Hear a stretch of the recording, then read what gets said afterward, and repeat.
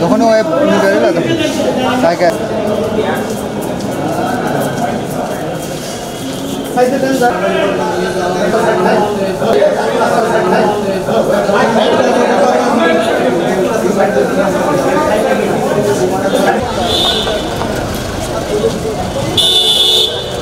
বিভাগের সহযোগী অধ্যাপক উনি আজকে তদন্তপ্রাপ্ত আসামি হিসাবে গ্রেপ্তার হয়েছেন।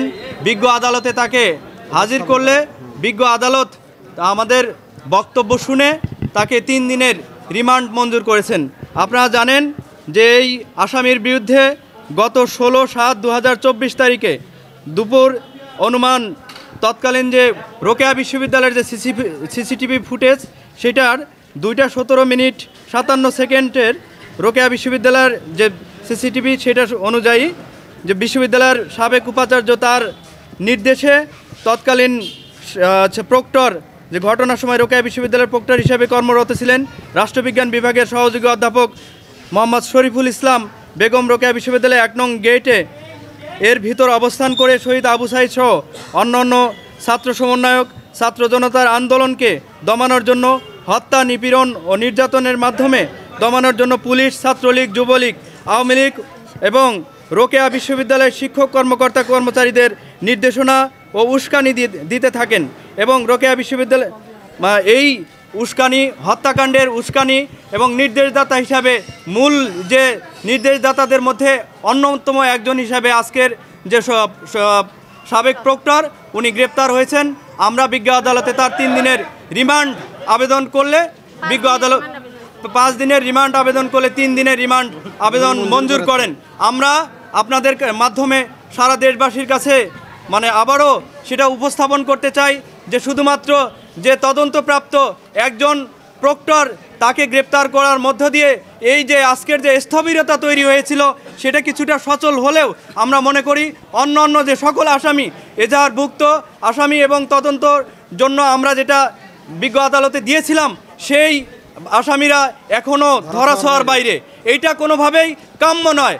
আমরা মনে করি অবিলম্বে প্রত্যেকটা আসামিকে গ্রেপ্তার করতে হবে। এইখানে পুলিশের যে ঊর্ধ্বতন কর্মকর্তা কিনা, সে বড় ব্যক্তি কিনা সেটা গুরুত্বপূর্ণ নয়। যে মামলার মধ্য দিয়ে বাংলাদেশের একটা পট পরিবর্তন হলো, একটা অভ্যুত্থান ঘটলো, সেই আবু সাঈদ হত্যা মামলার অন্যান্য সকল আসামি এখনও গ্রেপ্তার হয়নি। এটা খুবই দুঃখজনক। শুধুমাত্র 1-2 পুলিশ আপনারা জানেন তারা পুলিশ কাস্টডিতেই, হেফাজতেই ছিল এবং পরবর্তীতে আজকের এই তদন্তপ্রাপ্ত যে আসামি প্রক্টর শরীফুল ইসলামকে গ্রেপ্তার করা হলো। তাহলে বাকি আসামিরা কোথায় গেল? বাংলাদেশ ছেড়ে যদি গিয়ে থাকে তাহলে তাদেরকে নিয়ে আসা হোক। আবার আমরা জানি অনেকে শুনেছি যে তারা নানানভাবে গা ঢাকা দিয়ে আছে। তাহলে কেন থাকবে? আবু সাঈদ হত্যা মামলার আজকে আবু সাঈদ একটা মডেল, পত্র পত্রিকায় নানান জায়গায় তাকে একটা ব্র্যান্ড হিসাবে উপস্থাপন করা হচ্ছে। তাহলে ব্র্যান্ড হিসাবে উপস্থাপন করা হবে বাংলাদেশের অভ্যুত্থানে তার মৃত্যুর মধ্য দিয়ে, তার জীবন স্যাক্রিফাইসের মধ্য দিয়ে দেখা গেল যে একটা নতুন বাংলাদেশ কিংবা অভ্যুত্থান বাংলাদেশ পেলাম, কিন্তু তার হত্যা বিচার হচ্ছে না, তার যে আসামিরা গ্রেপ্তার হচ্ছে না। এটা খুবই দুঃখজনক। আমরা সংক্ষুব্ধ। আমরা মনে করি অবিলম্বে এই শুধুমাত্র 2 পুলিশ কর্মকর্তা নয়, আজকের এই প্রক্টর এই আসামি নয়, এই হত্যাকাণ্ডের সাথে প্রত্যেককে অবিলম্বে গ্রেপ্তার করা হোক এবং তাদের তদন্তে যাদেরকে পাওয়া হবে তাদেরকে গ্রেপ্তার করে এই হত্যাকাণ্ডের বিচার দ্রুত এগিয়ে নেওয়ার জন্য আমরা প্যানেল আইনজীবীদের পক্ষ থেকে সেটা জোর দাবি জানাচ্ছি এবং আপনারা জানেন সেই অগ্রগতি দাবি জানিয়ে আমরা শেষ করছি।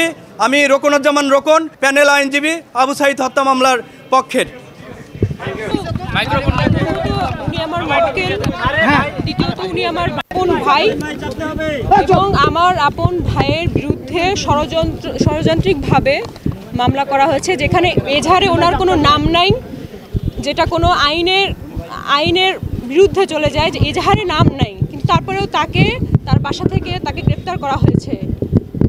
সে তার বাসায় ছিল, সে পলাতক ছিল না এবং সে তার কর্মে নিযুক্ত ছিল, তার সে দায়িত্ব পালন করছিল।